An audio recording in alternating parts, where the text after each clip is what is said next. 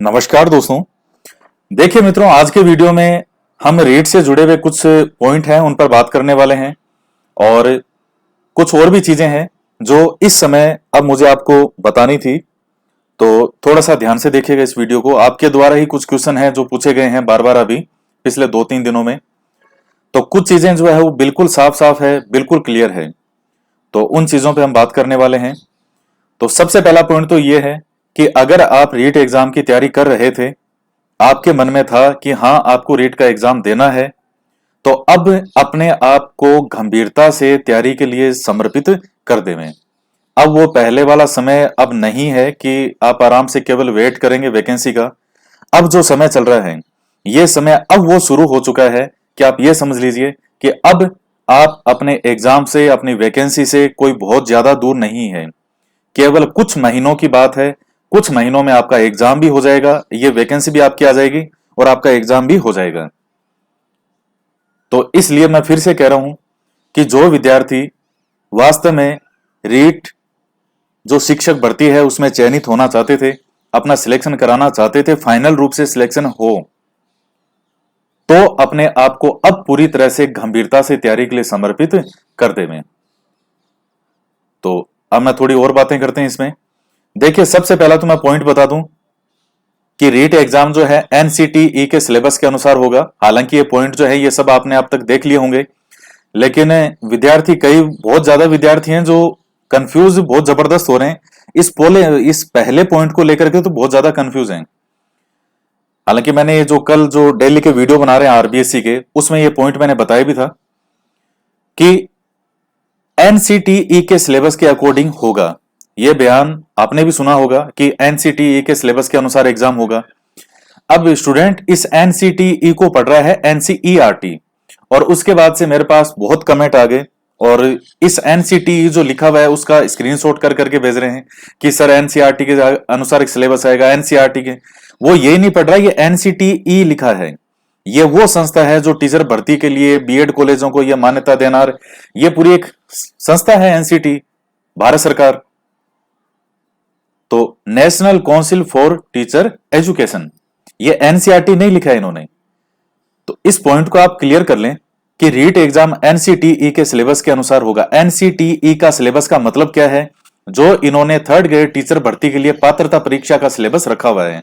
और कौन सा सिलेबस है? वही है जो आप अभी सिलेबस आपके सामने है, यानी जो आपने अभी देखा होगा। और जो लास्ट वैकेंसी में जो एग्जाम हुआ था रीट भर्ती में, तो वही सिलेबस है आपका। वही बाल विकास के 30 क्वेश्चन, वही दो जो लैंग्वेज के पेपर आएंगे 30-30 क्वेश्चन के, और बाकी एसएसटी वालों के लिए 60 क्वेश्चन, वैसे साइंस मैथ का अलग और रीट लेवल फर्स्ट का जो है उनका अलग। तो ये कौन से सिलेबस की बात कर रहे हैं? ये उस सिलेबस की बात कर रहा है जो ऑलरेडी आपका अभी सिलेबस है पात्रता परीक्षा का। तो पहला पॉइंट आपका ये क्लियर है। अब इस चीज को लेकर के आपके मन में कोई डाउट नहीं होना चाहिए।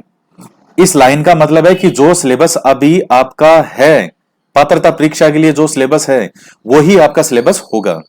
और दूसरा पॉइंट, रीट परीक्षा में बीकॉम स्टूडेंट को लेवल सेकंड एसएसटी में शामिल किया गया है। हालांकि ये पॉइंट आपने देख लिया होगा।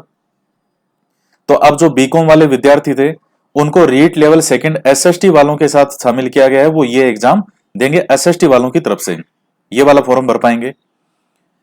एक ही पेपर होगा, यानी अब वो दो पेपर वाला संशय जो है वो नहीं है, वो खत्म हो चुका है पूरी तरीके से।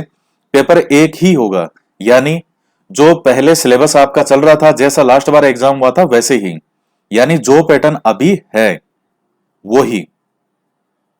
तो उसमें अब मैं पहले भी जब आपको ये चीजें कही थी मैंने कि अभी आप इसके अकॉर्डिंग तैयारी करें। दूसरे पेपर की जो संभावनाएं बन रही थी कि दूसरे पेपर के लिए, जैसे कि पहले जो सरकार है वो भी चाहती थी, लेकिन खैर वो चीजें हैं सरकार की, चाहती थी नहीं हुआ। अब वो एक पेपर ही करवाएंगे, ये पॉइंट क्लियर हो चुका है। और एक पेपर वही है जो पैटर्न अभी आपके सामने है, जो लास्ट वैकेंसी में था वो ही अभी है। तो एक ही पेपर होगा आपका। उसके बाद है वेटेज। तो ये वाला मामला अभी क्लियर नहीं है। जो 70-30 का वेटेज था पहले, तो ये एक पॉइंट है जो अभी तक क्लियर नहीं है। बाकी जो चीजें आपके अधिकार में है, यानी वो पेपर की कितना पेपर होगा, तो एक पेपर होगा। सिलेबस क्या है? जो सिलेबस अभी आपके सामने है वो ही सिलेबस। जो आप देख रहे होंगे, रोज सिलेबस भी देखते होंगे क्या है पात्रता परीक्षा का, वही 30 क्वेश्चन बाल विकास के, 2 लैंग्वेज, और एसएसटी वालों के वही 12 यूनिट, वही है। अब इसके बाद में हम बात करें तो इसीलिए मैं आपको कह रहा हूं कि जो विद्यार्थी सीरियसली रीट की तैयारी कर रहे हैं तो सीरियसली ही अब तैयारी करना शुरू कर दें, इसको गंभीरता से लें तैयारी को, क्योंकि अब आपके पास में वो कोई समय नहीं है कि आपको 1 साल तक वेट करते रहें कि पता नहीं कब होगा और कब नहीं होगा। अब एग्जाम, वैकेंसी, ये चीजें आपसे ज्यादा दूर नहीं है, या यूं कहें कि केवल कुछ महीनों का अब खेल है, वैकेंसी भी आ जाएगी और आपका पेपर भी हो जाएगा। और आप ये देख लीजिए कि ये जो साल है जनवरी के बाद कितना तेज निकला होगा और इतने समय में आपने कितनी पढ़ाई की होगी। ये सितंबर चल रहा है, तो जनवरी के बाद में देख लीजिए ये सितंबर का महीना चल रहा है, कितने समय निकले हैं, लगभग 8 महीने आराम से निकल चुके हैं। अब बात करते हैं तो अगले 4 5 6 महीने हैं, ये भी निकल जाएंगे। रीट की तैयारी के लिए बुक्स कौन सी पढ़ें, तो ये बुक्स के लिए मैं आपको बता दूं, मैंने 2 ढाई महीने पहले भी वीडियो बनाया था, उसका लिंक जो है उस वीडियो का, क्योंकि वो वीडियो पूरा डिटेल में बनाया हुआ है मेरा, एक एक पॉइंट को बहुत डिटेल में समझाया है। तो उस वीडियो का जो लिंक है कि बुक्स कौन सी पढ़ें, वो उस वीडियो का लिंक कमेंट सेक्शन के अंदर मैं शेयर कर दूंगा, और जो टेलीग्राम चैनल है उस पे भी शेयर, हालांकि मैंने आज कर दिया था टेलीग्राम पे भी। तो उस वीडियो को आप पूरा देख लीजिएगा अच्छे से, जिसमें उसका हेडिंग ये थी कि रीट की ऐसी दमदार तैयारी कि जीवन में दोबारा कभी रीट के लिए तैयारी नहीं करनी पड़े। आगे करो तो फिर सेकंड ग्रेड, फर्स्ट ग्रेड के लिए करो, रीट के लिए दोबारा तैयारी करने की जरूरत नहीं पड़ेगी, एक बार के अंदर ही आप अपना सिलेक्शन करवा लो। तो वो जो हेडिंग थी उसकी वो ये था। अब कई बच्चे जो हैं भोले वाले, वो अभी भी ये कंफ्यूज हैं, आज भी पूछ रहे थे मुझसे कि सर हम आरबीएससी की किताबें पढ़ें या एनसीईआरटी की किताबें पढ़ें। तो सबसे पहली बात तो यह है कि मैं इसमें यह कह रहा हूं कि उन विद्यार्थियों का क्वेश्चन अभी यह होना चाहिए था कि सर हमने आरबीएससी तो कंप्लीट कर दी, अब अगर आप कहो तो क्या एनसीईआरटी भी पढ़ लें। क्वेश्चन यह होना चाहिए था अब इस समय में, जब पिछले 7 8 महीने का समय निकल चुका है। इस समय तक तो आपकी पूरी हो जानी चाहिए थी, चाहे आप कोई सी भी पढ़े, और इस पॉइंट को मैंने पहले भी बहुत बार क्लियर किया है। आप कोई सी भी किताब पढ़ो, लेकिन उसको कम से कम एक तो हो जो पूरी आप कंप्लीट करो, चाहे आरबीएससी की करो चाहे एनसीईआरटी की करो। और यह आपकी नींव बनाने का काम करती है दोनों ही किताबें। और ज्यादा जो मैं इनमें कहता हूं कि कौन सी पढ़नी है, तो आरबीएससी की किताबें जो है वो एक समझाने के पर्पज से, समझने के पर्पज से, एक बहुत ही अच्छी लैंग्वेज के अंदर किताबें हैं आरबीएससी की। हालांकि अब तो जो ये जो साल हुआ है इसमें एनसीईआरटी यहां वाली जो वैसे भारत सरकार की है, हालांकि भारत सरकार की भी जो एनसीईआरटी है वो अब चेंज होने वाली है नेक्स्ट ईयर में, इस तरह की है कि वहां भी एनसीईआरटी फिर चेंज हो जाएगी, तो फिर यहां क्या सिलेबस फिर से चेंज होगा एनसीईआरटी का। तो इसलिए आप जो है, कई विद्यार्थी कंफ्यूज हैं कि सर आप जो आरबीएससी पढ़ा रहे हो वो ही पढ़ें या एनसीईआरटी वाली पढ़ें।